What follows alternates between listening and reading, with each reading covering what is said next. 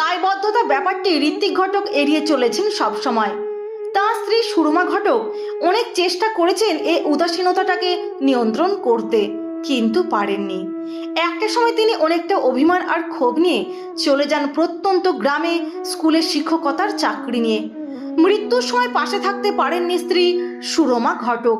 পাশে ছিলেন বন্ধু বিখ্যাত চলচ্চিত্রকার মৃণাল সেন। ঋত্বিক ঘটকের মৃত্যুর পর পরিচালক মৃণাল সেন তার স্ত্রী সুরমা ঘটককে টেলিগ্রাম করে খবরটি জানান। এক সময়ের খুব কাছের বন্ধুরা দূরে সরে গেলেন।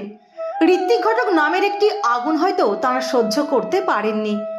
অবিভক্ত কমিউনিস্ট পার্টির একনিষ্ঠ কর্মী ছিলেন তিনি। এনার্কিস্ট আখ্যা দিয়ে পার্টিও দূরত্ব বজায় রাখলো তাঁর সাথে। একে একে বাঁচার অবলম্বনগুলো হারাতে থাকা ঋত্বিক ঘটক এক সময় প্রচণ্ড মানসিক অবসাদে ভুগতে থাকেন।